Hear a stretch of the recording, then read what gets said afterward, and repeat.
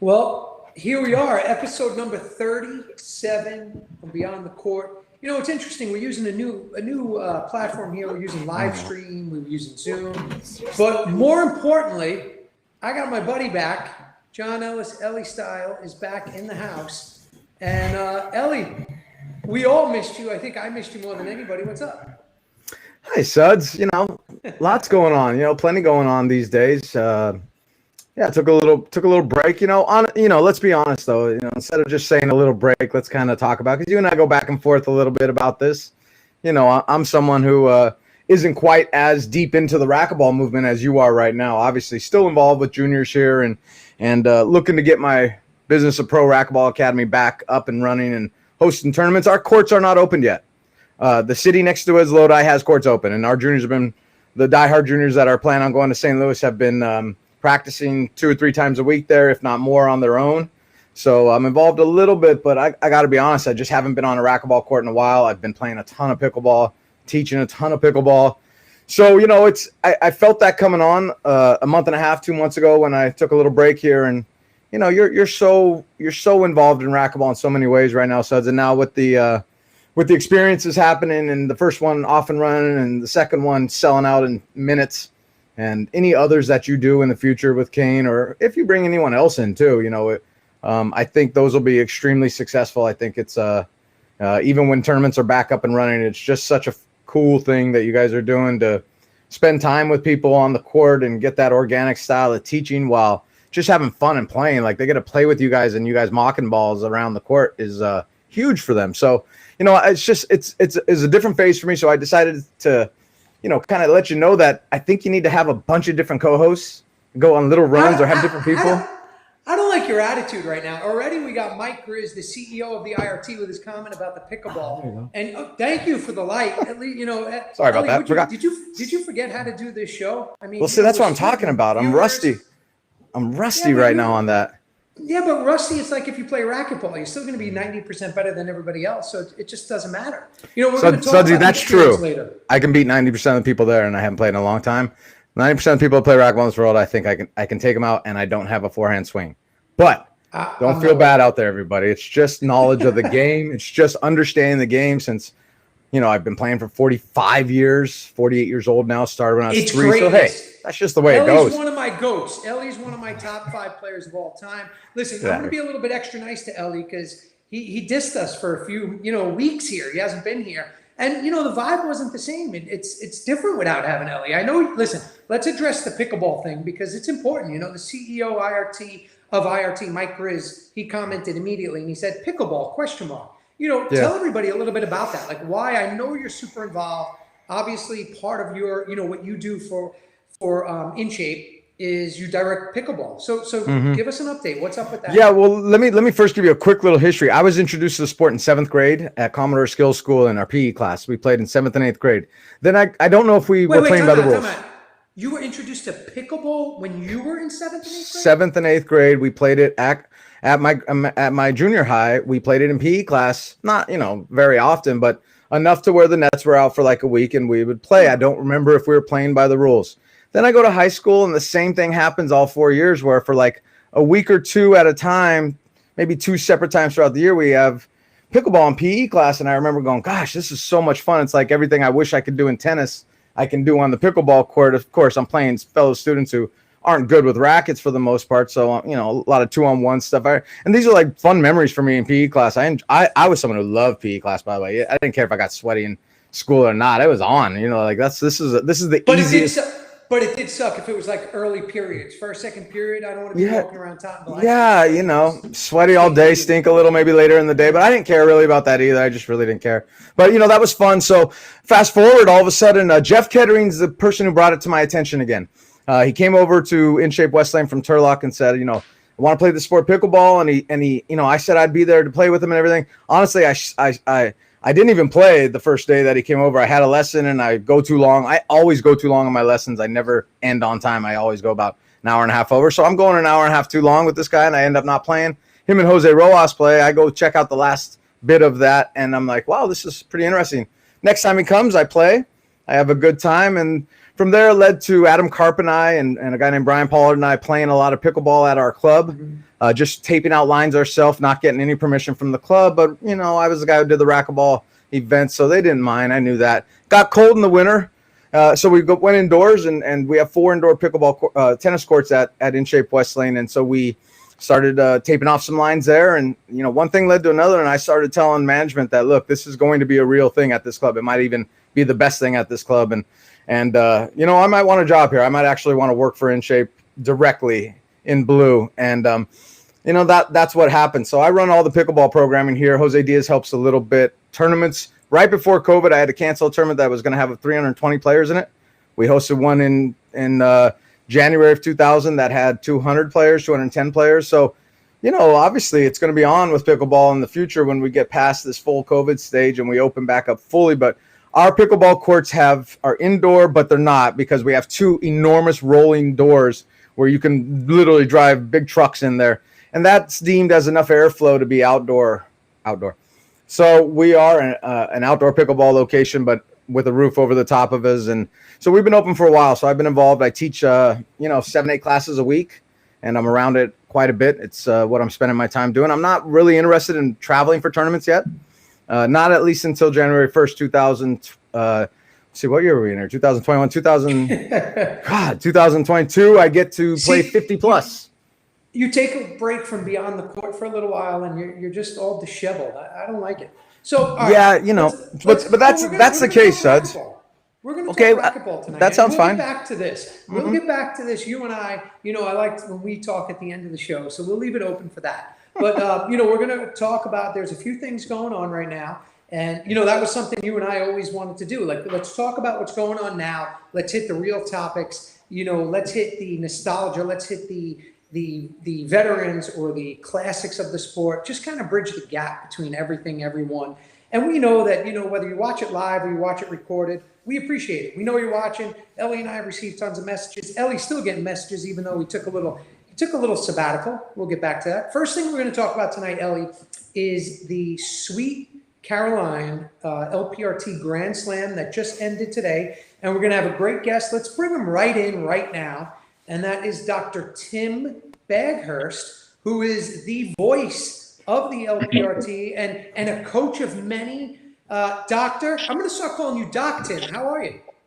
Oh my gosh. I'm good. You know, any tournament, as anybody knows, we're all a little worn out by the end of the tournament, but it was a good tournament. And, you know, I'm quite happy to talk pickleball too. I want to know what level Ellie's playing if he's going to start playing tournaments. Yeah, you know, I don't know. You know, I can definitely play a 4-0 right now.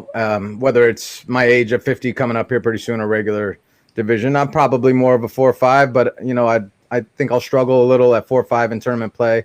But you know, we're working hard. We practice on a lot here at the club. I actually drill pickleball quite often these days, and you know, so it's good times. But you know, it'll never be my first love. Racquetball will always be the first love. I wish I could play the sport like Sudsy is right now at you know, he doesn't like to talk age, but he's 46 years old and he's smacking balls around, talking on the court, giving us a preview for this show today, hitting splats and looking great with his forehand. And, you know, he looks like he could play the tour right now. I think he should.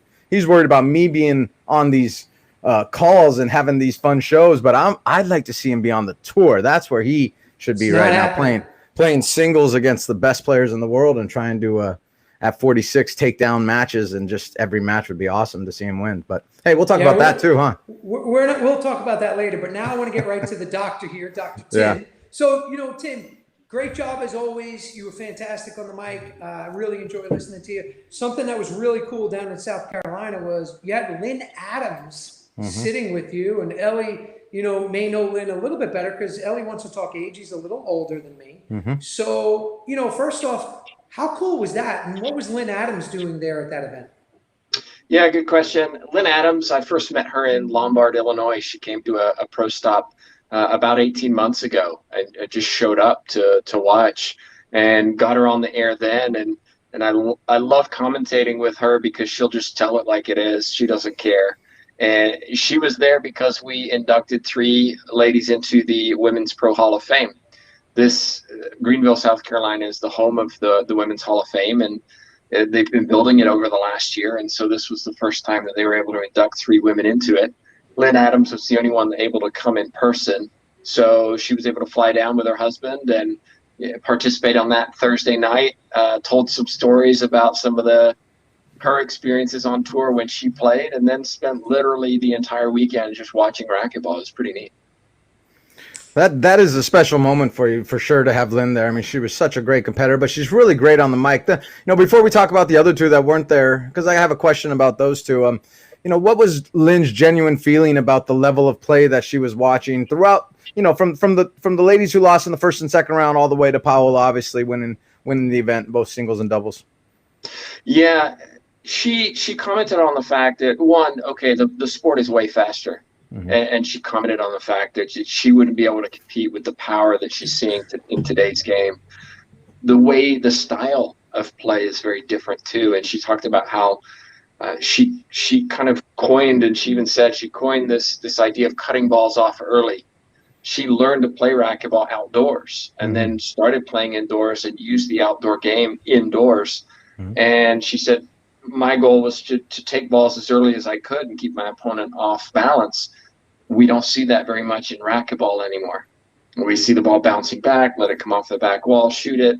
And so that was a key difference. But she also commented on the fact that, these ladies are fit, strong, and fast all the way through the draw, as opposed to, we know who's going to get to the semis and then we'll have some good games. That's not happening. And we saw 35 players in the draw. We're looking at matches. I think there were about 5 matches in the first round of 32s where it was like, these have never played before. This is awesome. We don't know who's going to win this one. Mm-hmm. Yeah, that was pretty cool. I did hear her one time, Tim, if you remember. She said she commented about how flat, I think it was, that Paola was hitting the ball. And she had said to her husband, wow, I never hit it that flat. I did hear that. She was super humble. Veronica just was hearing somebody on the mic. She wasn't watching the screen at the moment. And she said, hey, who is that on the mic with Tim? Because, of course, she knows your voice. And she goes, she's really good. And it was Lynn. And when I told her that was pretty interesting. So, Tim, tell us a little bit about, the event in general. I do know it's another Randy Root event. Is that correct? It's another what? Randy Root, Team Root event? No.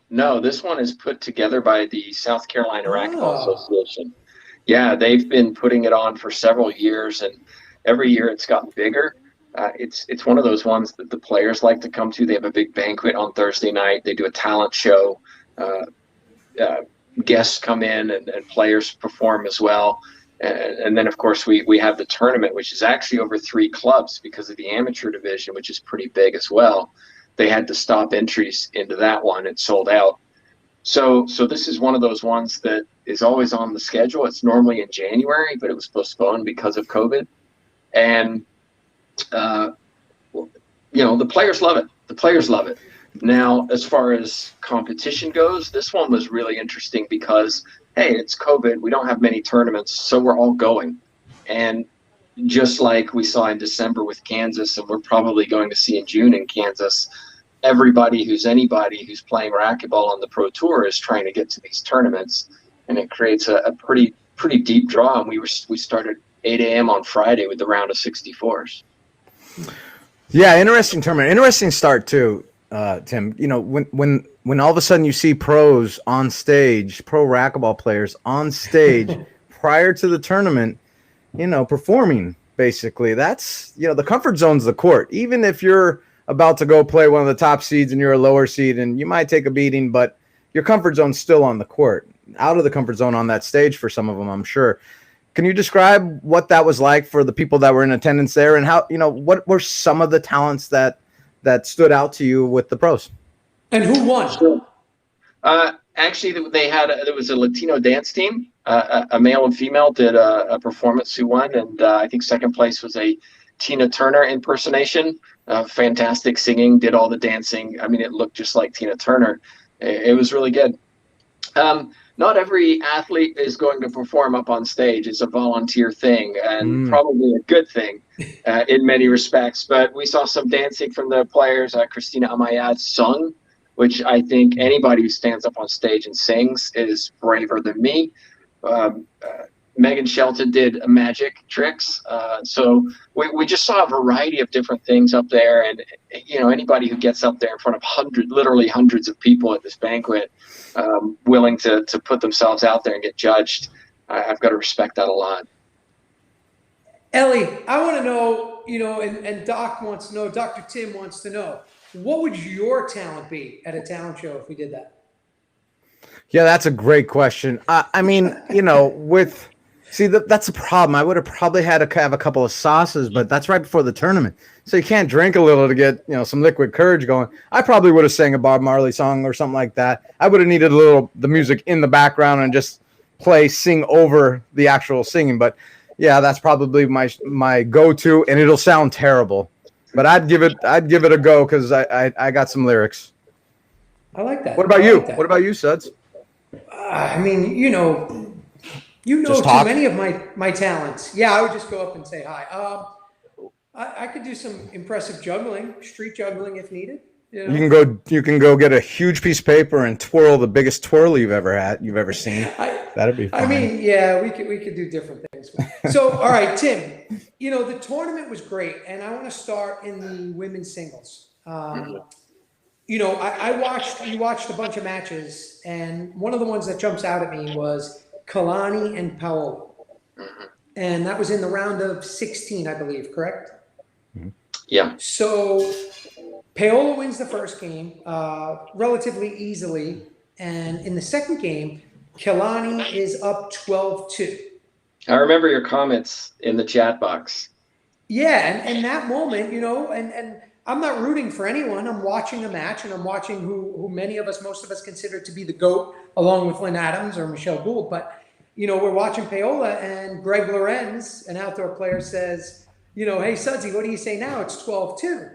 And my response was, it's 12-2 in the second. That's all it is. And from that moment on, and I spoke to Paola that night.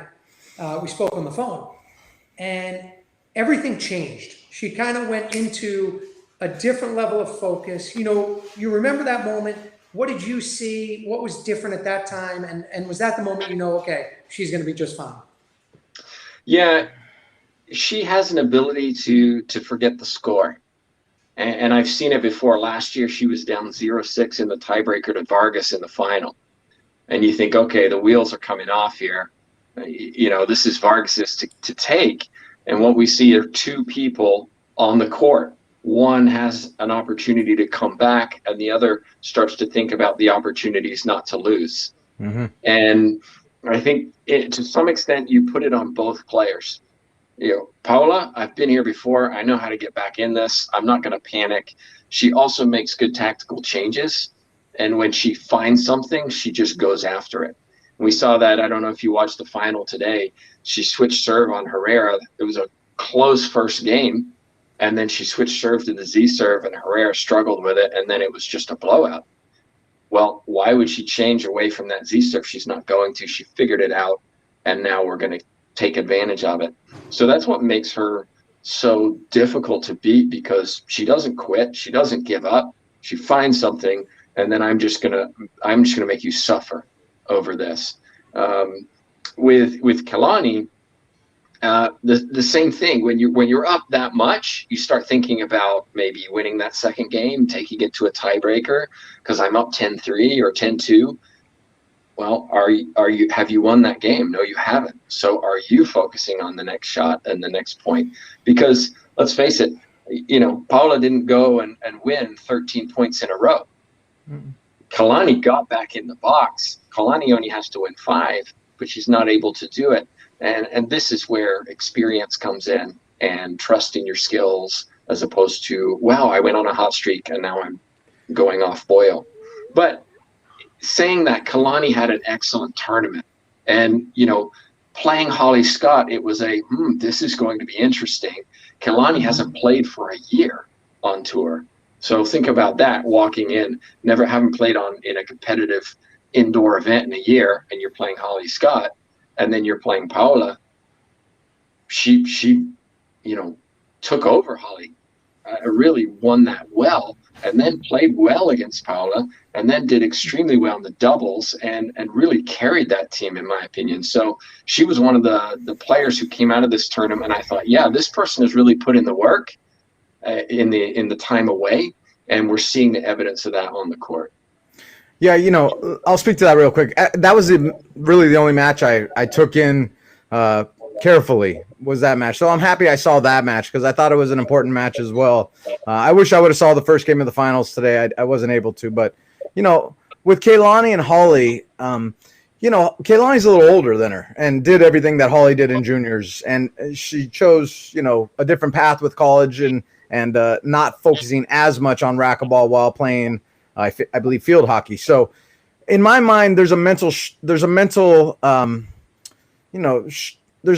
moment there that Keilani's saying to herself, hey, I came before her. I'm the favorite here, no matter what the situation. Nobody's played many tournaments anyways, so it's not like anyone's sharp because of tournament play. So I think, going into it, although Holly might be ranked higher, Keilani was my favorite for that match, although Holly's a great player. It's two of our best young players, young to get into their middle 20s players in the United States here on the women's side, that are going against each other in an early round match. So it was an exciting little moment there. And here, all the mental stuff about losing a lead in game 2 with Paola is obviously, it's all true and it's all part of it. But then in the end, it was just a little half lob serve to the backhand that Paola went to that Keilani did not have the answer for, whether it's stepping up and cutting it off and forcing Paola to grind faster pace rallies.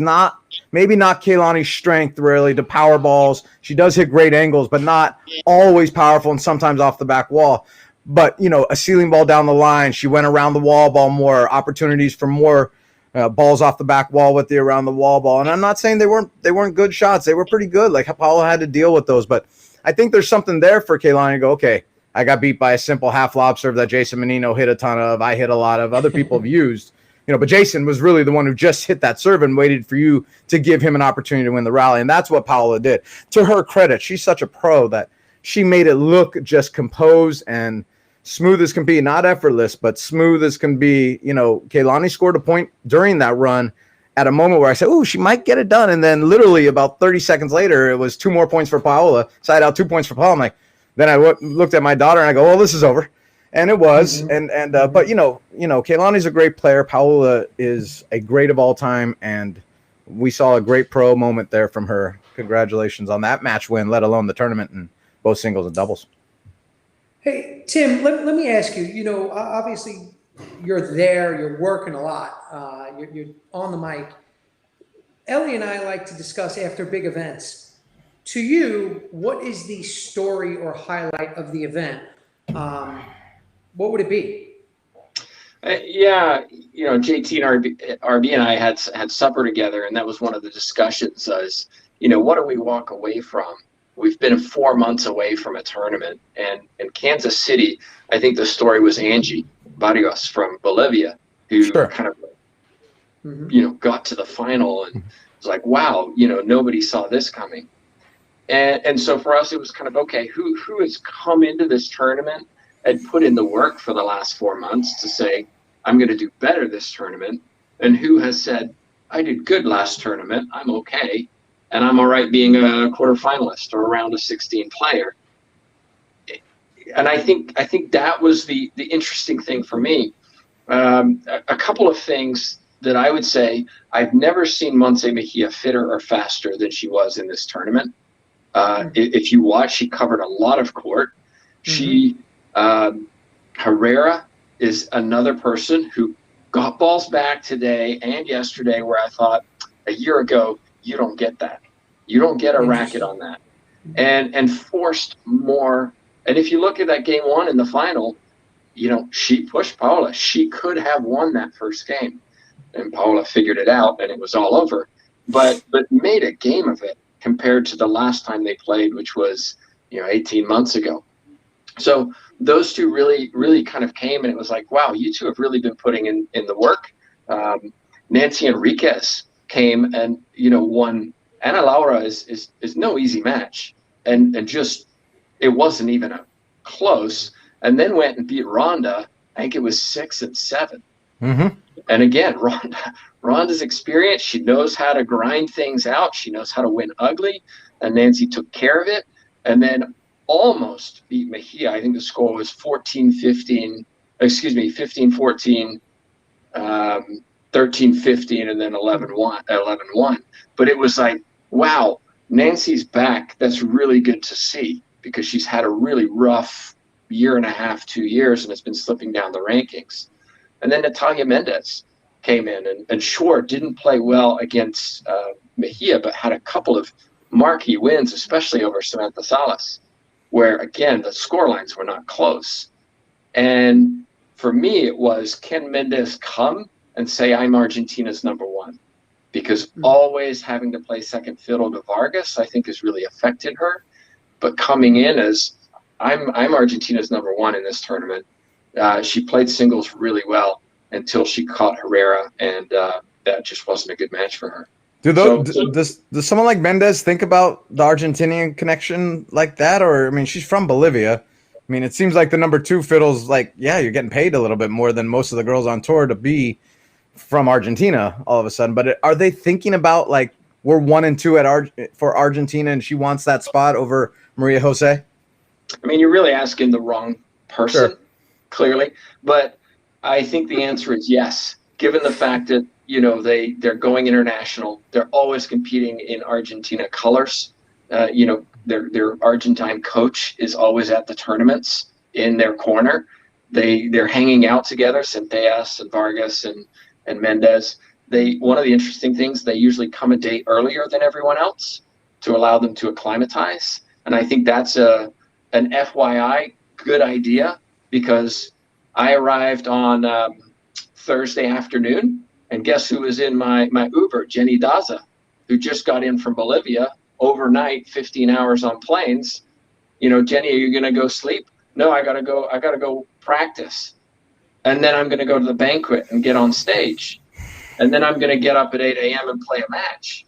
Well, how did that work out? Go look at the score lines. Not great. Yeah, surprising. And you know, kudos, by the way, to Linda Tyler, who beat Jenny Daza 11-10 in the first round. You know, that's no excuse for Daza. She's a professional. She's been playing for Bolivia for many years. But think about the process before the match rather than just, who am I playing? I've never heard of that person. Oh, it should be an easy win, which is, I'm guessing, what Daza might have said, rather than, I'm going to do this the right way and be a pro and take care of business when I get there. Tim, that's a great point. You know, you're a coach, you're an analyst, you also play and compete. You know, Ellie and I, obviously, we're cut from the old school as well. And you talk about a lot of that social gathering that they're doing together, whether it's the rooming, whether it's the dinners, the selfies. And like, we get it. We know society has changed. And you and I have had some interesting conversations, and I enjoy those conversations, you know, because we look at all different angles. You know, but what is your feel on that? You coach certain players, and, you know, how do you feel about that socializing with your opponents and really spending a lot of quality time? I mean, Ellie's one of my best friends for life, but I can tell you that when it was time to go compete, it wasn't the most comfortable time being around each other, let alone having dinner or something together before we would go compete. And right. What are your thoughts on that? Two questions, though, 2 parts. Number one, what do you think of that as an athlete, as a competitor competing? And number 2, as a fan, watching 2 players socialize and then have to go compete? I'll start with the fan. And, you know, somebody who's just watching on, I'm not just a fan. I'm more involved in that. And so I see more.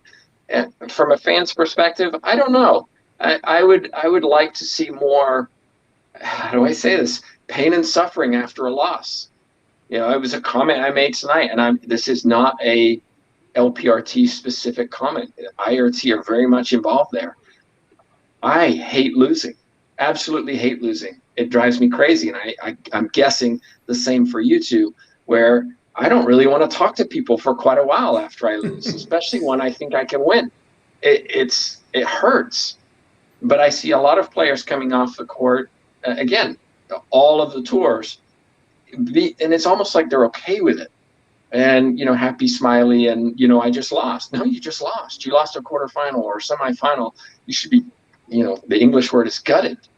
It should eat at you, but I don't see that so much. And I wonder, is that because of partly, they're spending all this time together and et cetera, and that's my friend on the court and whatever. I don't know. I'm not the athlete. I just see the expressions. I see the behaviors afterwards. So that's, I know Paola, I haven't seen her lose many times. I've only seen her lose a couple of times. It's hard for her. And that makes me think, you know what, she really wants this. This means a lot to her. And I would like to see more athletes just kind of, you know what, I'm never gonna, I don't want that feeling again. I don't want to experience that again. Part of racquetball, though, is that players do have to spend a lot of time with each other because, hey, we're all at the same facility. It's not like we can be very separate. And a lot of them, and kudos to Reaching Your Dream Foundation, have to room together because of the hotels provided for them. So they're spending a lot of time with each other. Some of them are coming from, Latin American countries speaking Spanish, and so they tend to hang out more together because of a language barrier. So these things happen, not necessarily a good thing for players who are maybe okay with achieving a certain limit in their performance on court. I would like to see more of that emotion from players when they're not successful, and kind of see that attitude of, okay, I'm going to go away and work. I'm going to put we have 6 weeks before June. How many of them are going to go away and say, that was not acceptable. I'm going to go work like crazy over the next 6 weeks so that in Kansas, we're going to have a different scoreline. I don't know. We'll see. And that's part of the challenge of being an athlete. Some take that on board and it makes them better. And some are okay being at a certain level professionally. It's a unique sport, though, guys. I mean, it's one of those sports you're talking about. The lack of money, the lack of funds force players together, and and there's a lot of great that goes into that. You're part of this worldwide family of racquetball, and when you do it professionally, you have that respect for each other as just trying to do the best you can to live out this dream. For some, it is just a dream. For others, like Suds, like myself, it was more of a job. It became more, a fun dream we're accomplishing now. Now we're going to work trying to be, for him, he was #1 in the world. I'm trying to be in that mix with those guys. And so, it's unique in that sense. There's a lot of good to it, but of course we understand that, we want players to compete at their highest level. I could care less if they're talking to each other before or after the match, having dinner. We want to know that they're competing at their highest level and really grinding to not allow someone to go on runs that just put you down. And as fans and as people appreciate racquetball, that's what I want the most out of. And so, that'll be interesting to see as we get back to full-time schedules on both tours. Will we see more of that? Are the ladies, there's so many good international players, what small group of players are going to get tired of Paola winning every tournament and say, we're going to get in there and get some wins. It's just going to be like that. But that's just it too, and you guys as coaches and players can understand this. I'm not going to say a name, but I was watching a match at the LPRT event this weekend, and Tim, maybe you remember this. There's a player that literally skipped the ball to lose that game, and she immediately smiled and kind of laughed. And I'm like, I don't think I've ever smiled or laughed after skipping a ball, let alone losing a game that I kind of maybe could have won.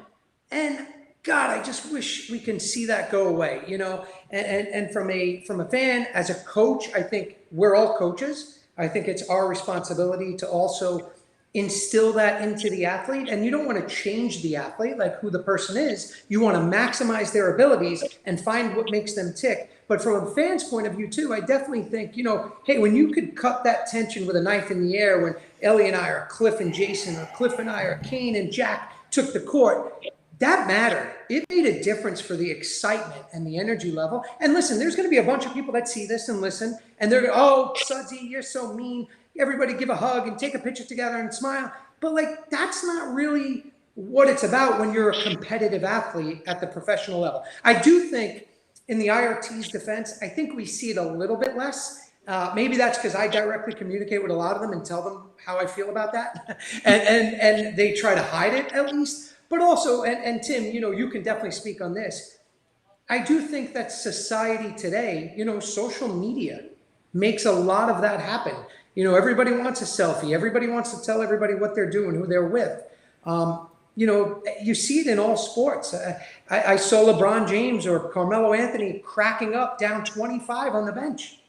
I mean, we don't want to say this era, that era, but you do. We compare. Would Kobe do that? Would Jordan do that? You know, yeah, LeBron's one of the greatest ever. So does it? I don't even know if I've seen him do it that much, to be quite honest. You know, so I would love to see that vicious intensity. And Tim, to your point, hey, go home and do whatever it takes to never have that result happen again if it wasn't the result you wanted.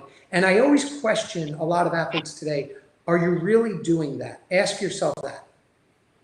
Well, I think that we are seeing, you know, the question was, you know, who's going to, you know, go after Paola. And I think over the next year, 2 years, we're going to see a rise in the young 20-year-olds coming on and starting to make a splash. And we're seeing that now. And, you know, I'm going to forget somebody, but Angie Barrios is certainly somebody who can do that. And I know she's putting in the work. You've got Mika Meneses, who, okay, lost to Gabby, didn't play well in the first round, but then beat Mania. Mania in the final, Suzy Acosta in the semis, and Cristina Amaya in the quarters to win the Open. And, you know, as a 19-year-old. And then you have Valeria Centellas as well, who's coming in and beat Carla Munoz and lost to Paola.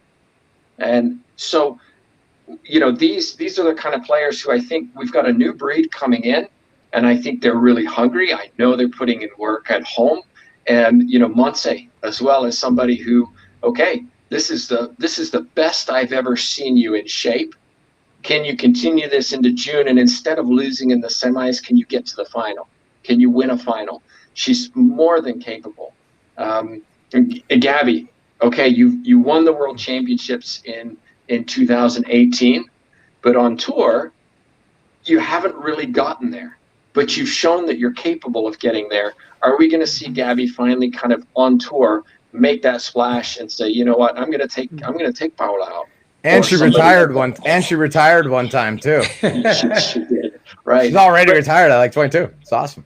But we've got 4 players there under, I think, 22 years old who are starting to make waves on tour. And as their seeds get better, they're going to be fresher when they start facing some of the top seeds. Let me ask you, let me throw some, let's do this. I'm going to give you a name, or Sudsy will give you a name, and you're going to tell us what 1 or 2 things, and don't go on and on about it. Make it kind of quick. What 1 or 2 things they have to do to beat Paola? Like where you know, what is it that's going to have to improve to even have a chance to finish Paola off, and probably a tiebreaker, because she's probably not going to get beat by 2 games in a row by anyone for quite a while. So let's start with Herrera, because she's the one with her service abilities, even though she doesn't really get down low on that plane, but she does have the ability to kind of redirect it to an area you don't see coming. You think she's going cross court, it goes down the line, reminds me of Cliff, reminds me of Kane a little, without getting as low as those guys. But what does Herrera have to do? She has to stay aggressive. She can shoot the ball. When she goes to the ceiling, I think the point's over. Monse, how do you guys say that? What do you guys say? That's her nickname, right? Monse. Yeah, Monse has to work on hitting flatter and hitting more pitches. She tends to pass a lot, and she tends to pass too high. Mendez. That's funny right off the bat because of that forehand swing and the backhand grip for all that, so crazily whack in a makes sense kind of way that it's impressive how good she is with all that. But I also see the flatness that she is able to execute with that. So, okay, go ahead, take it from there. No, I mean that was the forehand swing bothers me a lot, and it's a case of, do you want to change that in order to what most coaches would say would be a more efficient swing, a more effective swing, and be willing to get worse for maybe 6 years or 6 years, 6 months, maybe 6 years, not 6 years, in order to fix that. And I'm going to guess the answer is no. Yeah. So in that respect, no question on fitness, etc. It's just going to be, tactically making smarter decisions on the court. Gabby. Go ahead, Suzy. No, I want you to answer. Gabby. Go ahead. And Gabby. then I'll hit you. Gabby is shot selection. Gabby is so athletic that sometimes she tries to do more than she has to do. Yeah, Gabby, I've worked with Gabby many times. We worked right around the year she won the Worlds, and her ability, her natural instinct and feel is some of the best I've ever seen, and her ability to manipulate the ball. But sometimes that's a weakness too, and she's got to work on a few things. Now, Doc, before we let you go, because we do have to let you go, I'm not done with this list yet, though. There's no chance. We're not done yet. Like, I want to know. Samantha Solis. Wait. Don't say anything, Tim. No. I'll let you get back to that. All right. But all right. I'm not going to give you any names. I'm going to let Elli keep giving you names because I love what you're saying. What I think they all need to work on is their mental strength and conditioning. Of course. Yeah. I think they all need to figure out how to win, how to manufacture points, how to get ready to go grind, how to go do it. Because they can all hit a shot. They can hit this shot. They can hit that shot. They can hit it as hard. They can run as fast. But I think they all need mental strength and conditioning. And too often, people try to reinvent the wheel. And we just don't need to do that. Like, go figure out what you need to do. You want to know what to do? Go watch Paola and how she carries herself. Is she doing the things you're doing and your friends and opponents are doing? She's not. No offense. So that's what I think they all need, is that mental strength and conditioning. From a tactical standpoint, you've been on the money with everything so far. Let me ask you, Sudsy. Let me ask you a question, Sudsy. So where does execution come in connection with mental strengthening? Like, because at a certain level too, you can, of course you got to be mentally strong. You got to believe that you belong on that court and you're there to win, and you're not thinking about losing as much as players who lose to better players do. And so, where does the execution factor lie in that? Because you have to execute. At the end of the day, you got to execute. And I don't use that phrase "end of the day" very often, but you do. You do have to execute. Yeah, I would love to hear Tim's answer on this. But, for me, it's the preparation. It's the understanding, the knowledge, and knowing how to prepare for those moments. And those moments are not something that you can, David Goggins, right? He says there's something to be said for living it as opposed to studying it. And, being in those moments and being able to understand what to expect, how it's going to come at you. I saw, I'll say it openly, I saw Marie-Renee, Tim, this weekend, and you do a great job with her. But, and I know you're. No, correction. I don't work with her anymore, just so you know. Okay. All right. So then great. I would love to hear your thoughts on Elli's question. What you think about all of this. I saw in the tiebreaker, it was Marie-Renee and Gabby versus Samantha and Paola. Everything just got way too fast and sped up for her. But nothing changed. The ball speed didn't change. It was just the moment. So Elli, I think it's preparation. It's knowing how to train properly. We see a lot of people and athletes today training that they're pro racquetball players or elite racquetball players, but I think they're training to be CrossFit champions or boxers or wrestlers. I don't know, like sport specific. But Doc, I would love to hear your thoughts on all of that. Elli's question. Well, I'll just give you a story real short. Michael Phelps. Okay. We know him as the greatest swimmer of all time. One of the stories he tells is in one of the races he experienced, it was the night before, and he went through imaging that last turn in first, second, third, all the way through eighth position, because he didn't know what position he'd turn in. Mm-hmm. And what am I going to do in that situation if this happens? And I think a lot of the players don't prepare for that. They don't prepare for, what if I am 10-2 up against Paola in game 2? How do I close out those last 5 points? But they don't also prepare for, I've lost the first game against somebody who is either I should be beating or is, playing outstanding and I don't know what to do. How do I prepare for those? And it comes down to developing as you talked about, the mental fortitude to understand that things aren't always going to go your way. And I saw that this weekend on another court. We weren't streaming, where things weren't going that way. The person got frustrated, and it affected the way they played. And as a result, they ended up losing a match they could have well won. Well, if you're not prepared for the bad calls, or facing somebody who's playing above what they're supposed to play, or you're getting lazy because they're not playing the way they should be playing, if you're not training for that and preparing for that, then when it happens, you don't know what to do. And I see that sometimes where it's almost, as I said, panic. I might win this. And then start thinking about what might happen if I do. And, oh, don't lose it now. They're coming back. All of this is going to happen if I do lose now. Everybody's going to say, and then we start to see the things fall apart. So it really comes down to planning for as many situations as you can. The second thing, real quickly, is embrace the challenge. Like, go in there with an opportunity to beat somebody, rather than, I have to play so and so in the draw.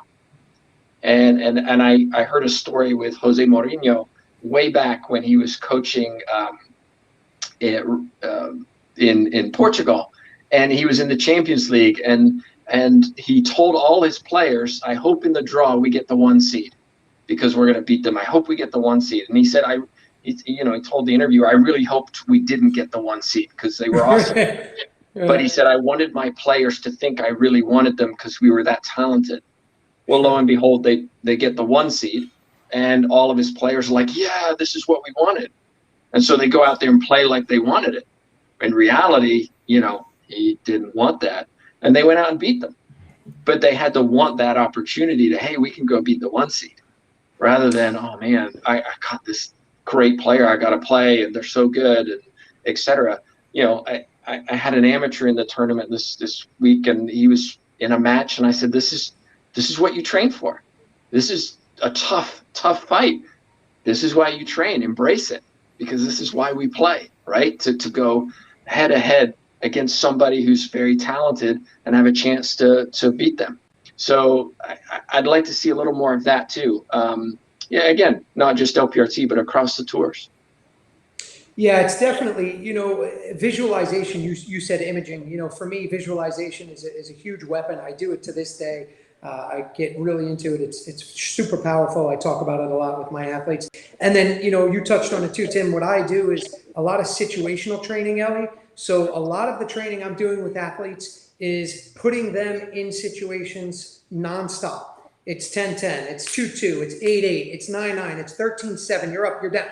And putting them in those moments so that, hey, this is going to happen. And like we say all the time, I don't give you this advice because I'm smarter than you. It's because I probably failed more than you, and I figured out how to succeed at it. And now we share it. So, Sudsy, one of the things that you did well, Sudsy, and I don't truly know what your practice routine was like as you became a top 10 pro into your ascent to number 1.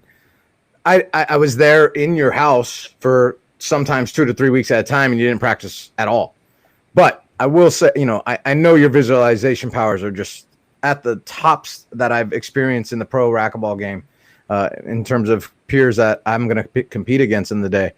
But you watched matches for small periods of time in critical moments, closer than anybody I see, and you try to pretend like you weren't doing it, and people wouldn't notice it because you'd slip into a little spot that you weren't as right in front of everybody. Every now and then when I was by you, you might kind of get my ear and talk about it very real quiet, like, John, watch what's going to happen right here.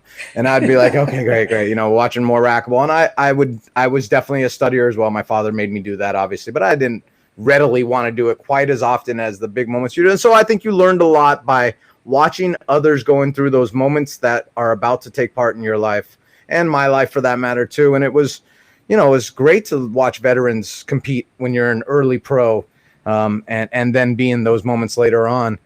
back to this list a little, Tim, because I got just a couple more players that interest me on that. Listen, hey, Tim, I promise, I really, really do. We appreciate you being here. I know you're already giving us more time than what we discussed, but I do appreciate it. I promise you when this list is over, we're going to let you go. Say hello to JT Arbol, who does a ton for Racquetball. We know he's close by.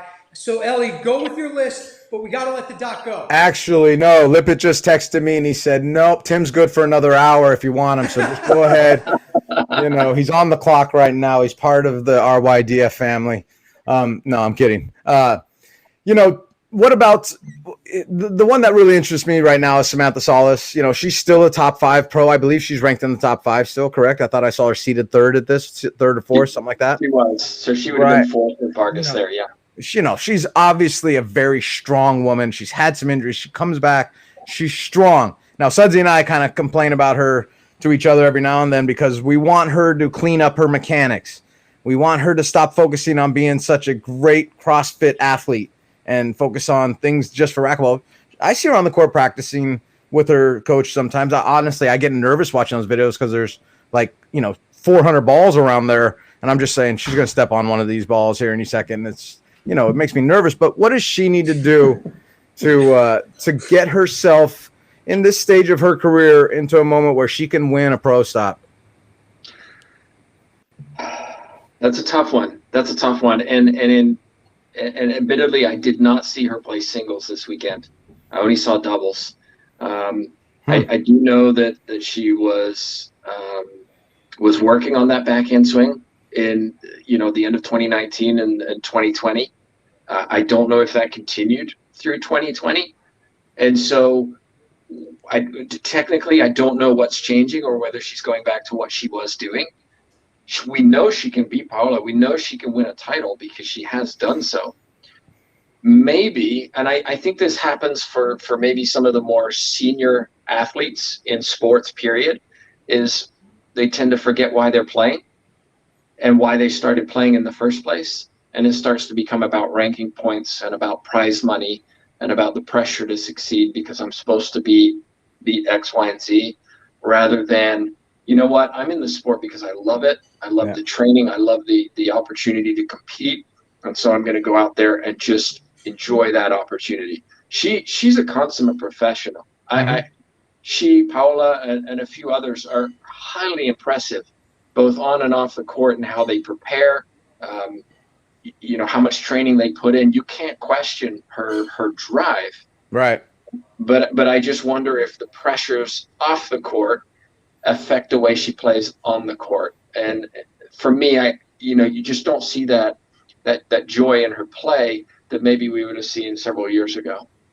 That's really, really well said right there. Right. Tim. Good assessment. The joy in her play, I don't see that. And I got to be honest, and Sam's a friend, she's a good friend. And those mechanics, that forehand swing, man, I hate to say that. I just hope that doesn't create another shoulder issue, but.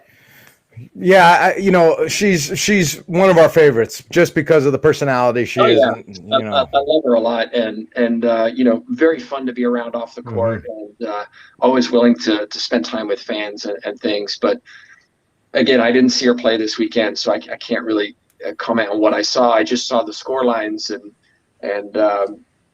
she struggled. The last 18 months, she struggled. Yeah, last two, and Kehlani, you don't know if she's going to be on tour, so I'm going to stay off her. I like her game. I think she's got a lot of tools. No, I'll talk about Kehlani. I think she's on the up. Okay. She's improving. Is she going to play the tour? Is she looking to play full time? Well, she was before her eye injury. She had been to, and her mom was here, and I think there's an intention to continue playing the tour. You'll have to ask her, but for the last several tournaments where she has been, healthy, she's been at the tournaments and her seeding has been going up. She's been successful. And again, I look, every time I see her play, I see, okay, she's improving. She's winning more points against these players. And eventually I think she's going to break through. Okay, Holly Scott, just because she's so into racquetball, she's so active in the sport, outdoor, indoor, one wall. She loves it. She wants to make a living at this sport. She's extremely marketable. She's a gorgeous girl and everything, fun to be around. But her game, it's got to come along now to have a chance. So what does she have to work on? What are the 2 or 3 things she needs to get in? She has some amazing shots, you know, great hands, able to hit anything from anywhere. I would love to maybe have her look at some of her matches and look at her shot selection, and then also how she responds to bad situations. And so, you know, I was there for her doubles match with Kalani and when they played Argentina, and you know, she was easily affected by some of the maybe unfair calls. Their judgment call, right? They're unfair for one side every time. Right. And you know, being able to let those things go and focus on what she needs to do. And I also noticed over, you know, several tournaments, she doesn't always start fast, and that's really hard to catch up with. And once you're down early, then it becomes a mental and physical battle to get back in. If she can start a little faster, I think that's going to help her get on top. And once she's there, she's confident, she's relaxed, she plays really, really well. But if she's behind, you start to see more of the errors creep in and maybe forcing shots that she shouldn't be taking. Last one, you know, what can we expect from Ronda going forward? I mean, she's in her 40s now, I believe. She's played a ton of racquetball in her life. She's been on the deck over and over again for 25, 30 years. What can we expect from her? We're all rooting for her, obviously, still to do well, and she's there. But what do you think? Yeah, she's so popular on tour. It's crazy. Everybody knows her. Everybody loves her. I don't know. That's a Ronda question. I didn't see her play. Saw the score lines. Saw her in doubles where she played very well with Holly against Close match and Close Samantha. match. Yeah, and they won the first. I had hoped and still hope that the time off has benefited her more than anyone else, just allowing her to get healthy. She was really injured before COVID with her knee. She's not wearing the knee brace. That's great to see. For Ronda, I think it may be just, you know, how much she wants it, because I don't think her skills have really deteriorated that much. She's still Ronda. She still competes. She's tactically brilliant when she's playing. She knows how to win when she's not playing her best. It's just going to come down to maybe, you know, does she want to put in, you know, the work outside of those tournaments to get back into where she was. She was seeded 5 in this tournament, but losing in the round of 16, you know, it's going to be harder and harder, and she's going to find herself playing top 1 or 2 seeds if she doesn't kind of get back into the quarterfinals regularly. What do you think that? Do you think she'll be, you know, if she drops to the 8 seed, you know, and finds herself playing a Paola in the quarters, is that more advantageous for her at this stage of her career, or is it better for her in the finals if she were to be able to get there? When she gets to a final and plays Paola, she does pretty well, right? Sometimes. I mean, internationally, yeah. I mean, she beats Paola more than pretty much anyone else in the last 10 years. Sure. Especially on the IRF. So Ronda seems to rise to the occasion. And when it's a big moment, she seems to step up and play better. I don't know. I don't know. Ronda is an enigma in many ways, and you know, can come on and play flawless racquetball, and then other times it's you know, Ronda, what are you doing? Wake up! It's just the way she plays, and she's been playing for so many years. She knows her body, she knows her game, and again, I you know, is she coming because she just loves racquetball and loves competing, or does she really want to be in the top 8, top 4 in her 40s? Can she do it? I definitely think she could. She definitely has the skill set, and if she has the drive, I think she could do it. Yeah, I couldn't agree with you more on that one. I think, you know, for Ronda, for anyone that's in their 40s looking to compete professionally or at an elite level, it's the work you're going to put off the court that's going to matter. Once you show up, that stuff's easy. So, Doc, you know, again, Tim Baghurst, thank you so much for joining us tonight. This was a great conversation. I think Ellie and I both enjoyed it enough that we're going to leave the door open to have you back, and it's just going to be with you, and we could talk about a lot of things. Like I said, usually you're the one doing the interviews. You know, if you don't follow Dr. Tim Baghurst, Tim, can you just tell everybody you have great shows? You know, you're always interviewing high-level coaches. It's great stuff. Can you just kind of tell everybody how to follow you and be able to watch what you do? Sure. You can go to YouTube and look for FSU Coach. I run a coaching center at Florida State University, and about once a week, I try to interview somebody who is involved in coaching or high level in sports, just to learn from them, their experiences, and maybe some takeaways that will help us who don't have their experience or position. You think the Seminoles can win some football games next year, or is that just a thing of the past nowadays? Because they were awesome when we were young. They were a dominant school.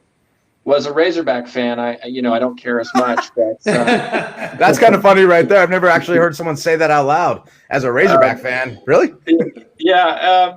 So they're coming back. COVID year was rough. It was the first year for Norvell, so give them a couple of years, and I think we'll see FSU back. FSU in college football is a necessity, so I hope so. I hope you're right. Doc, thank you again. I am in Florida, so if you want to smack it around or you want to sit down and talk about writing a book or something, give me a ring. I'll be here for a few weeks. And thanks again. It was great seeing you, great chatting with you. We will see you soon for sure. All right. Thank you all very much. Thanks. Thank you. So, Elli, there you have it. Nice little recap on the Sweet Caroline LPRT Grand Slam. So let's get right into topic number 2. That was fun with Dr. Tim Baghurst. I think we'll have to have him on again. Talk about. I could see him being one of your co-hosts every now and then. I mean, you guys would do an awesome job. You guys. I don't like your attitude. I don't. I think he's getting better at the analysis on the telecast as well. One of the things I've noticed about his analysis while he's calling the matches is that he's kind of gotten used to being there, so he's relaxed about the call now more, really good information coming out rather than as many emotional reactions to the play. And I understand that because, you can get emotional watching these great matches and get excited by an awesome rally. But I like what he's doing there. He's doing a great job on that. And I look forward to tuning in for the next event that they have and listening and watching a couple of matches. Yeah, I always I think it could even get better with a little color commentary, like a little somebody else that's a little bit more obnoxious. Tim's very that's why it was nice to have Lynn there, because she does have the experience from back in the late 80s and early 90s on that stuff. So, I think that was cool. Yeah, it would, one thing we didn't ask him, Suds, that would have been interesting to hear is, Lynn was there, which is cool. I didn't even know about the female professional Hall of Fame happening in South Carolina. That's pretty cool. But, what's up with Heather Mackay? What's up with Michelle Gould? Did anybody hear what they're up to these days? And that would be interesting to hear about. But maybe another time on that. Well, I think that to keep you on the show, I'm going to do whatever you want. And whatever guests you want to have, we'll make sure we reach out to. But Lynn, we definitely have to have. So let's don't talk about you being on the show or not. Enough of that nonsense. You're getting all the beyond the court people pissed off, just like I am. All right, let's get to topic number 2 for this evening. We got to get right to it, Elli. We talk offline all the time. It's the USAR National Festival that is scheduled for St. Louis, June 3rd through the 10th. Now, here's the deal. Let's just call it what it is. As of this discussion here, they have 87 entries. I'm looking at it too. 87. One just signed up, not while we were on the show. To 87. From 86 to 87. Correct. So you've run big tournaments. I haven't. I've never run big events like you have. Right. Of course, I have my finger on the pulse of the sport, on what's going on behind the scenes. We're a couple of weeks away from the entry deadline, which I know we always extend in the sport. How would you feel about 87 entries right now for the National Festival? And what are your thoughts? I'm getting a lot of questions. Is it even going to happen? Well, from a local and regional standpoint, I'd be stoked about it, because that means in the next 2 to 3 weeks, while you prepare up until, a week before, maybe even only 5 days before closing for draw preparation, you'd be off to a good start. But we're talking about not 1 nationals, but 3 national titles happening here. So obviously this is a little bit of a scary issue. the problem, I think, and I don't know for sure, that's a lie. I talked to Waddell yesterday, but you know, we don't lie. We don't lie. I was going to do it. I just couldn't do it because I just can't lie like that. I'm just not a big liar. Racquetball world, Ellie and I are trying to really tell you what's going on. With that, it's tough for us. We do have to skate sometimes, Ellie, because we do know a lot more than most, and we don't want to ruin the sport or ruin the excitement or ruin. We want it to be positive, but there's a fine line too of like keeping it. Yeah, and that conversation was a private one. Obviously, I'm asking questions as a junior parent getting ready to make a trip to St. Louis, and I haven't gone to a restaurant yet with COVID. I'm going to be fully vaccinated at that point. My son is fully vaccinated. My daughter's not going. And believe me, she's playing 3 times a week. She's prepared for it, but she's chosen not to go for a couple of personal reasons. And so, my dad, myself, and my son are planning on going, and we're looking forward to having a Ellis Guys trip to St. Louis, where I've got a ton of friends. I went to school in Missouri, looking to see, reconnect with some friends in racquetball, watch my son play and all that. But at this state, I think they have more involved in the decision making besides just the number of players. Because let's say in the next 2.5 weeks before they really have to start cracking on draws, and that's a shitload of draws that they got to do right there with the divisions. Even if they're smaller, you still got to place it and plan it. Let's say they get another 200, 300. Is that realistic? Maybe so, but that takes it up to 3. Is it? I think it's realistic, but it's hard for people to trust it right now and make plans to travel from distances out, flights, hotels, rent-a-cars, all that. So there's, what happens is people wait to see who's going to sign up. With all these people who are waiting instead of signing up and then, dealing with the repercussions when it doesn't go. That's the bummer mistake on their part. So if you're out there and you're considering it, and sign up. If you're worried about getting your money back, I think this is one moment where you got to take a chance on the right thing happening and get your sign up in and all that. Having said that, I'm not playing myself. I'm going as a parent with my son, but we're gonna be there for that. Now, there's things happening, I think, with the city of St. Louis and the state of Missouri with restrictions that are happening from a national standpoint that I think USA Racquetball has to keep their eye on still and can't make full decisions or even full planning yet with the situation at hand there. Maybe there's going to be an announcement here in the next day or 2, 3 days, whatever it is. I hope so, because we're all starting to wonder and worry. I'll say this, and I don't think Mike and USA Racquetball would mind me saying this, is that, I hope St. Louis goes, and I really, really want it to go and all that. But if it doesn't, we have here in Stockton, assuming our courts can open. So I'm saying this knowing InShape's really in control of a decision here. And we're supposed to open up as a state June 15th quite a bit more as long as we can keep our numbers down. And so assuming we can open and get our courts cleaned up, and I know we could in time and ready to go, we're willing to recover the junior portion of the event in Stockton for sure. 100% if that happens. Elaborate on that. Meaning if for some reason this event just can't go, whether it's the numbers and USA Racquetball can't take this big of a loss, whether, there's promises to the city of St. Louis. Maybe there's situations in St. Louis where it just doesn't go, and that would be a big blow. And before I go on, I would hope that they would announce what they're going to do for 2022. The rest of 2021, we got the U.S. Open obviously coming up, some outdoor stuff.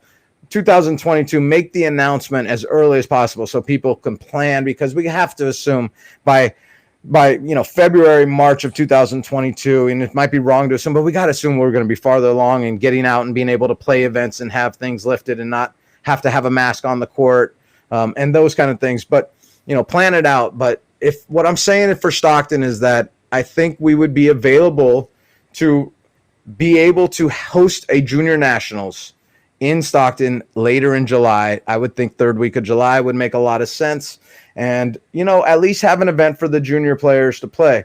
And I think there's a lot of players that come from California. There's a handful that come from Oregon. Certainly the Texas group would have to change plans, and everyone else around the country would have to change plans. And maybe there's a couple other facilities that are available and thinking the same thing that I am. But I don't personally care as much about helping the singles event or the doubles event. Adults will have other opportunities, but these kids, you're only a junior one time, for that period of your life. And for me, on a personal level, it's my son's last year, so I of course want him to have an opportunity to play the event. And knowing this, without going to St. Louis to play the event, that probably doesn't bring Tato Rojas, who, is still one of the top 2 or 3 junior players going right now. He hasn't played much, so maybe some of the other guys have caught up to him. But, he won the junior nationals as a 16-year-old. Do you think that was a bad spot? Was that just a bad No, spot I don't think so. I think St. Louis is a great idea. If they don't have it this year, I would hope that they would have singles in St. Louis next year or juniors. I mean, I can't wait to go to St. Louis. I love the city. So, I don't think it's a bad decision. I think it's tough deciding so late to have it. Maybe the planning could have happened earlier, but I still think there's issues going the whole time to be able to be in a different spot than where we are now. I think that would be hard to have any differences than where we are now. Okay, so, again, we speak to many, we speak to each other. We've been around the sport over 40 years. We've worn many different hats. So at what point do we say, well, somebody's responsible and it has to be accountable for these decisions? What's the reason that we see what it is? Because we know that, they openly discussed, they wanted 500-600 people, right? Is that possible at this point? Not only that, but when do we as a sport or USA Racquetball say, we made some of the not the best decisions we could have, where does that come into play? Yeah, for me, it doesn't come in as much to play as it might for you. And I appreciate your feelings on that. You're entitled to have your own feelings about that. For me, I don't think about things quite like that as much, And so, again, like I said right before, I just think it would have been hard to get to a different spot this year. Do I think they should have just waited until 2022 or tried to do it some things later in the summer and give them some more time to plan? I don't know, maybe, but I right now hope so was that this event forced in your opinion? Yeah, I think it's a two-edged sword because I think it's forced a bit, but at the same time, I think they should have announced it 2 or 3 months earlier on the possibility that it's not going to happen anyways. Like, I don't think we get to a different spot right now. What I want to see from USA Racquetball and Mike and the crew is if it does happen and it goes south and it doesn't happen, that's a bummer. That's a blow. And they know that. It sucks. It sucks. It's a blow. It's a blow. It's a blow. But announce your 2022 plans right now. Get them set. Get them straight. Put some effort into the outdoor events that are going to happen this summer with Huntington Beach, probably a couple of one-offs here and there in Southern Cal and Florida, and then obviously Vegas coming up prior to US Open, and put the effort in all that and any other developmental areas you can do. And let us save the juniors for you in Stockton or somewhere else. Save it somewhere else that's available. Get the kids on the court if possible, because listen, that event's at about 160 to 180 on a good year.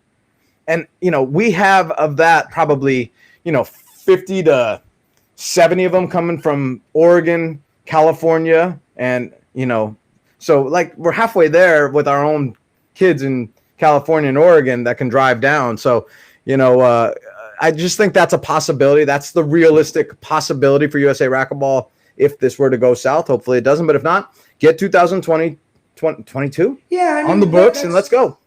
Yeah, that's part of the deal, though. We need. I'm getting texts. I'm laughing. I'm getting texts from some prominent racquetball players in our world, some USA Racquetball members as well as lifelongers, and they're just not happy. They think that there was a lot of bad decisions made, that this was force fed. And by the way, these people will go. They're still going to go. But maybe the planning could have been better. Elli, you bring up a lot of good points on that one.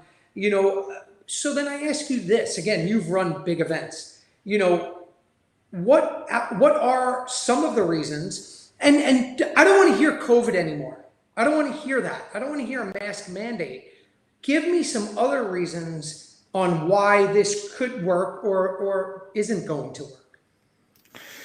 Well, reasons that it's not going to work are, like I was mentioning, I think there's, we're talking about the festival, right? I mean, I think the reasons it's not going to work is St. Louis is having some issues still, from my understanding, but it's been, maybe they're not, maybe the city of St. Louis and Missouri hasn't been quite going about it like other states that are really trying to get past it, but are, a lot of struggles everywhere over the past year and 4 months, but, I don't know firsthand on that exact. I just think there's a little more to it than just the numbers. Leo's in the chat and he's saying it might go. It just might not be the numbers they hope for. And yeah, that's I hope so too. I mean, I hope it goes because It would be nice to see the event go. Do I think it should go at 150 players over 3 tournaments? Maybe not, but if those there's got to 150 be some financial obligations and contractual there's got to be something, yeah. There's got to be a number that USA Racquetball either goes forward or pulls the plug. And then Leo with a great question. He says, who will decide?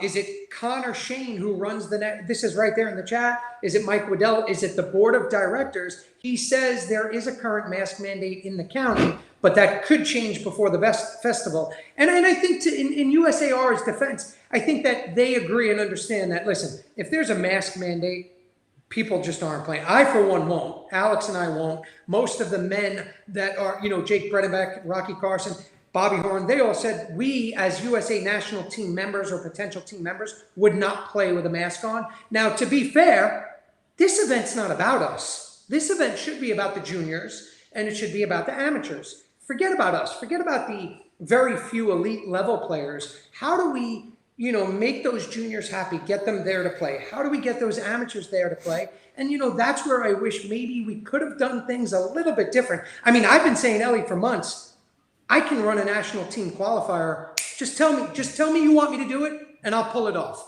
No worries. We can do that in Florida. We can do it in Texas. We can do that anywhere. So there's one thing that you could take out. The junior nationals, you got the junior nationals covered, done. Late July, I'm all for it. But at the end of the day, we do have to think about our member base and make the best decisions we can for the sport. And I would hate to see this event not to happen. It's great that you said that Stockton would take that junior nationals in late July.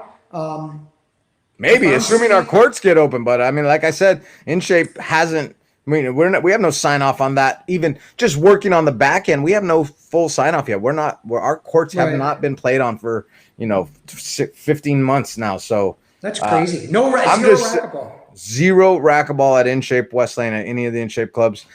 It's past the point of me being frustrated with my management, with my area managers. I don't discuss it with the top level execs at corporate, but it's a big space for 2 people to occupy, even if you're wearing masks just for now, just to open back up. I mean, I might not play with masks on and enjoy that, if it's a higher level, but if I'm teaching with kids, I would, just to have them on the court working at our home club. But yeah, my question for you is, what things would you have done differently along the way from the announcement or a month or 2 prior to the announcement of the festival to where we're at right now? I mean, what on your mind would have been the changes?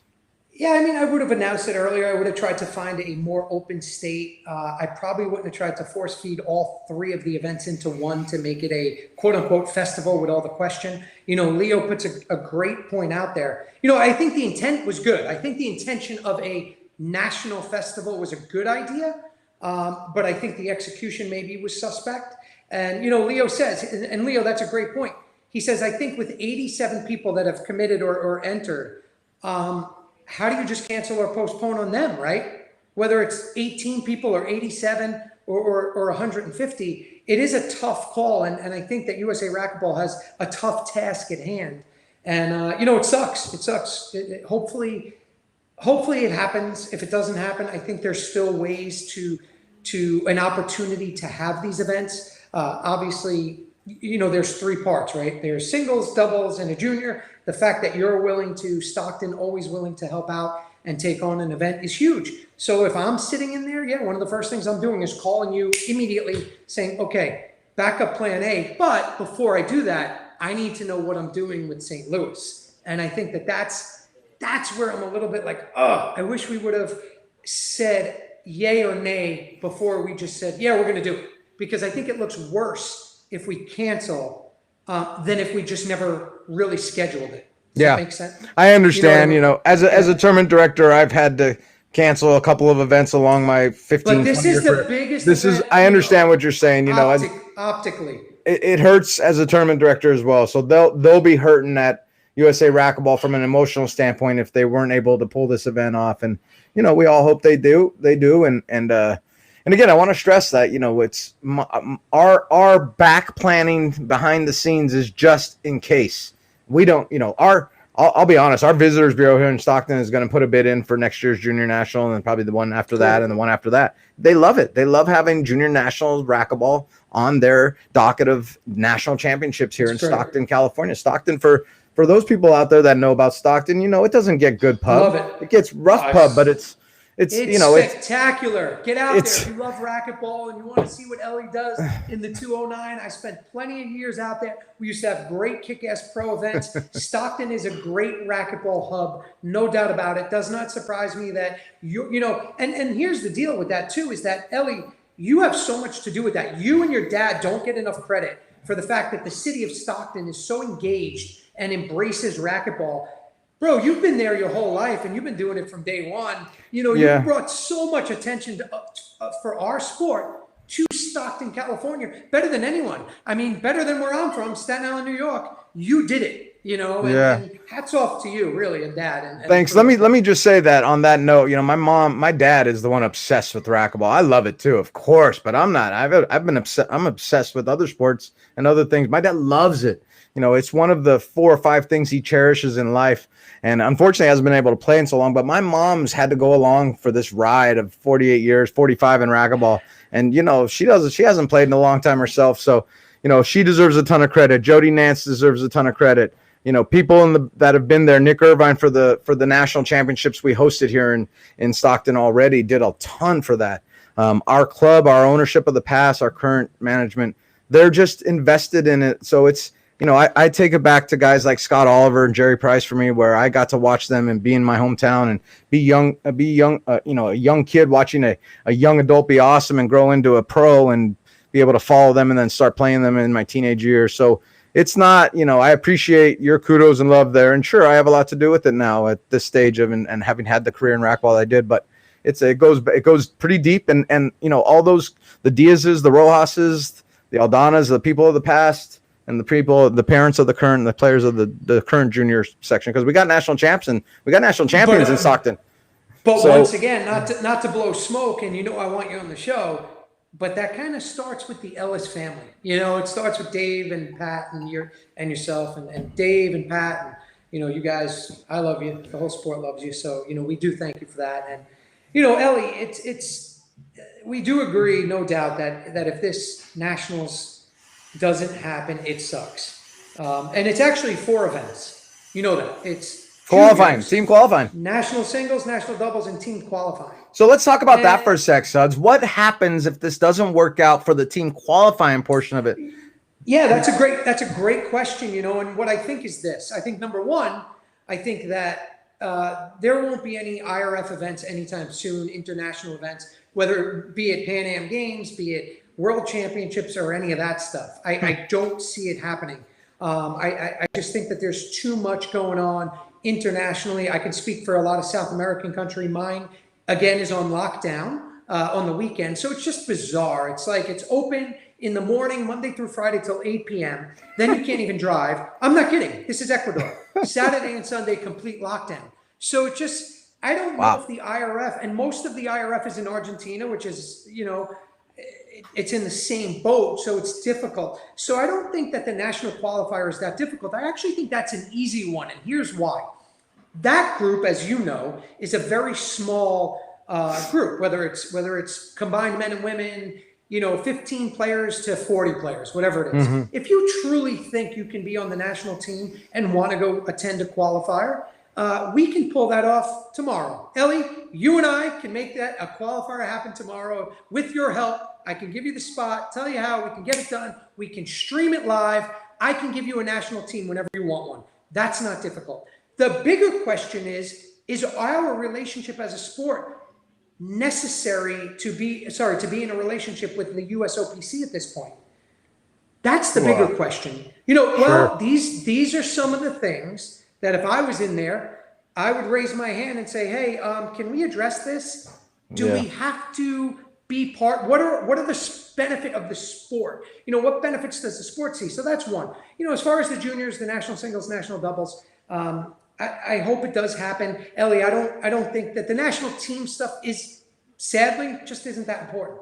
Yeah. It is.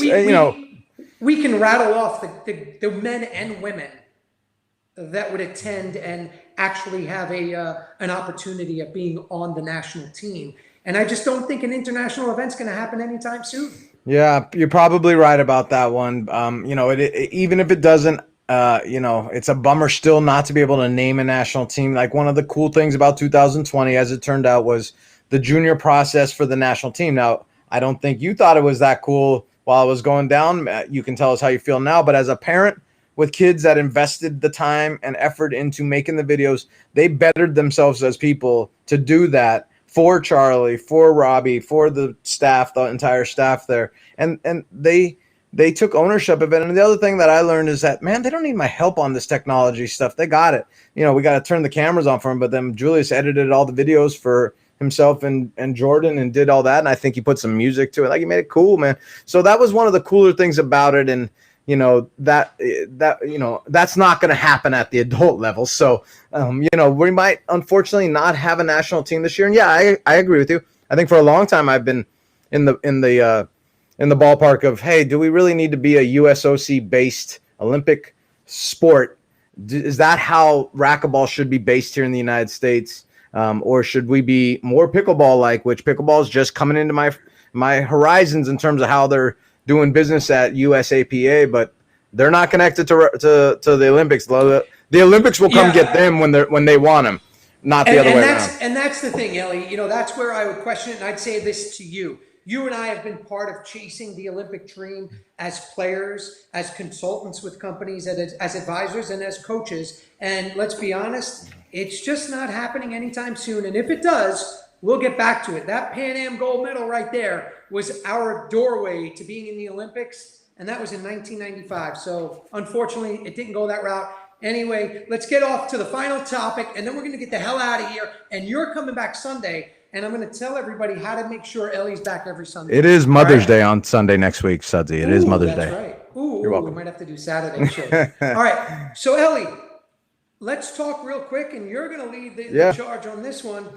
The experience, the Kane and Sudsy experience, you know, something positive that is happening from an execution standpoint. You know, we had our first, we're in our second. There's a little bit something special potentially, you know, on your end, but, you know, go ahead. What do you got for me? Yeah, you know what? One of the things that I took from the first experience and watching the show with you and Kane after from the site was the emotional connection to 12 players and maybe a parent or two of the junior there. But, you know, I've hosted camps in the past, not experiences. I've hosted camps. This is not a camp. I've hosted camps in the past with great players around me. So, you know, there was that same situation happening where you spend a powerful 3 days with people and you're in each other's world with love behind it and a passion for a sport. And so talk a little bit about, was that surprising for you to have those feelings after it was over, and for you and Kane, and speak for Kane a little if you want to, but you know, talk about that. Yeah, there's no doubt. You know, when we did that and we got together with the 12 people, we had no idea the emotional investment that we would have going into it. You know, and that really started the first night, Ellie. I'll paint you a picture. Nobody's ever heard this story. So, you know, the first Friday night of the experience, it's kind of like where you meet and greet and everybody gets to just go on the court and hit and play. And Kane and I assess and kind of see everybody where everybody's at. And then we pick our teams because we compete against each other. You know, it's a competition all weekend. It's really cool. And while we're doing that and we're talking to everybody and getting to know everybody, you know, I'm sitting there and we had no intention of getting on the court. And I'm kind of like jumping out of my skin while everybody's kind of in and out of the court. I just grab my racket, my eye guards, boom, I jump in the court. All of a sudden, Kane literally goes to like, I wish he was here right now. He kind of looks at like Scotty Mack or I don't know, Freddie maybe. And he's like, what is he doing right now? Like this kind of wasn't in the plan.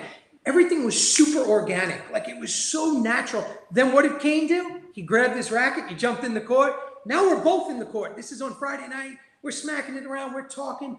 And that's kind of where that bond came in, where we really got to connect with everybody on a different level, because as the next couple of days came, you know, Saturday and Sunday came about, we already now felt like really close. And we weren't expecting that, but I could tell you, you know, the first 12, as we call them, we definitely have a nice bond and connection with them. Saturday, we went to an awesome dinner at a great place in Vero Beach, Florida. And it was really cool. And it was something special. And we definitely developed 12 new relationships in the sport of people that, honestly, we probably never would have. You know, we never would have been able to text so-and-so or this one or that one and say, hey, what's up? You know, I mean, there's a player from the first experience that has a big successful business that has a 4th of July company party every year. And he wanted to come to Austin because at the end of the experience in Austin, we're going to host a barbecue at Kane's house. So we're all going to go hang out at Kane's on 4th of July. He said, I can't be there, but I need to be part of this. I want to be part of it. And he wanted to sponsor, you know, be one of the sponsors because there's a lot of expenses that go into it as well. You know, everybody likes to count everybody's money. You have no idea. There's a lot of expenses. You know, we do have our own insurance. We have Freddie there from Restrong. Obviously, there's just so much going on to make this experience, not a camp, not a clinic, happen to the best of its ability. And let's talk about it right now. You know, IRT, they're going to sponsor the second one. They want to be part of it. And Mike Grizz and Karen Grizz, not part of the IRT. They independently are sponsoring a spot for a junior player. And you know, that's not light. That's not a $200 entry fee.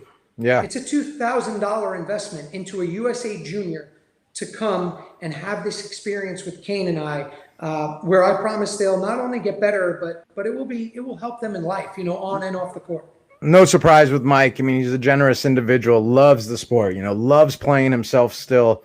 Karen was always somebody who was just do anything she could to make us comfortable in terms of from a tournament director standpoint when we were in her host event on tour. You know, she was one of my favorites, actually, just always so nice and always awesome. So easy to ask a quick favor when you need one. Usually you need one or two. You needed probably 5 or 6 of them throughout an event. Fair. And fair. I would probably only need one every 3 years, maybe. But, you know, so they're great people. And whatever lucky junior has that position will really have the time of their life. I'm positive of that. And you know, it's a $2,000 cost to go and experience this awesome moment with 11 other individuals and the 2 greats of all time. And you're going to bring in a doubles team.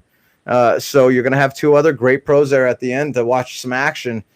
So you want to give us any insight on the doubles team yet? Or are you going to hold on to that one? Yeah, we'll, you know, at the end of the day, it's going to be a legit professional doubles team. International US. Kane and I will be playing together. We will play backhands. I will be on the left. He'll be on the right.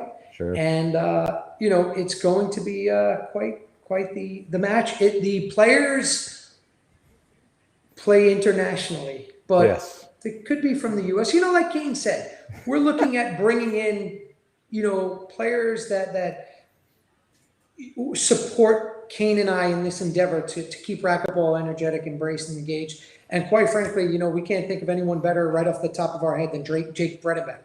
And, you know, we'll see. We're working the details out, but it'll be a match. It'll be a good one. It'll be entertaining, and it will be for the people that are there. So yeah, we're looking forward to that. Scotty Mac texted me, though. Scotty Mac's texted me. He's got to run. Can Ellie and I shut this down? Because, you know, obviously we're not done. Just give me some direction here, buddy.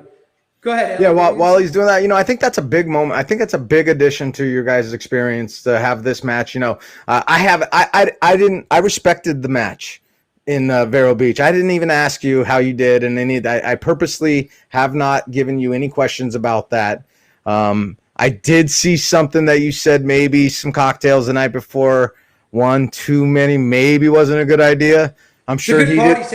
I'm sure he did too. Which one of you is better on the recovery? I mean, you can recover with the best of them. I'm sure he's okay as well. You know, you're not somebody who's ever gotten himself to a spot where I've seen, you know, like you're just blasted or anything. So I'm sure you were ready to play, and I hope you guys had a great match. What an experience for you to now at this age and being retired for so long from singles pro racquetball to be able to play Kane again. That's cool, and you're going to get 2 more times now in the future.